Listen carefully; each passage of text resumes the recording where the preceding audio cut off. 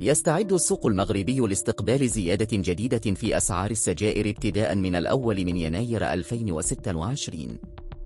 ورغم أن هذه الخطوة تثير نقاشا واسعا بين المستهلكين، فإنها في الحقيقة تأتي كخاتمة لمسار ضريبي بدأ قبل 4 سنوات، ويمثل آخر حلقة في سلسلة الزيادات التي نص عليها قانون المالية 2022. زيادة بين درهم ودرهمين لكل علبة. الزيادة المرتقبة في أسعار السجائر ستتراوح بين درهم ودرهمين للعلبة الواحدة حسب كل علامة تجارية. وتستهدف هذه الزيادات أساساً السجائر الأكثر استهلاكاً في السوق، والمعروفة الشعبية، باعتبارها الأكثر تأثيراً على توازنات السوق وعلى الإيرادات الضريبية.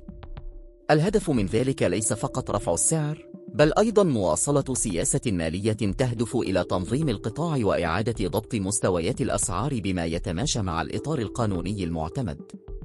نهاية دورة ضريبية بدأت منذ 2022.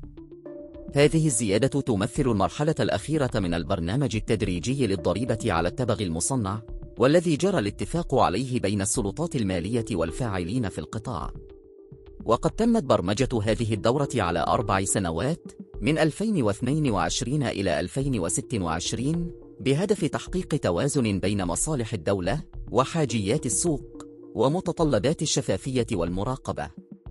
وتعول الدولة على هذه الزيادة لاستكمال تحقيق الهدف المالي السنوي، حيث تشير التقديرات إلى أن عائدات الضريبة على السجائر قد تصل إلى نحو 18 مليار درهم.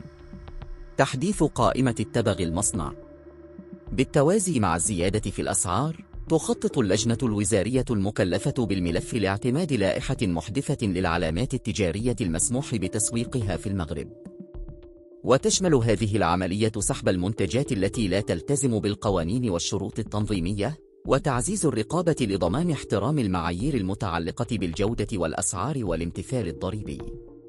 هذا الإجراء يأتي في سياق رغبة الدولة في إعادة هيكلة سوق التبغ، والحد من الفوارق بين العلامات، ومحاربة الاختلالات التي تشهدها بعض الفئات ذات التكلفة المنخفضة.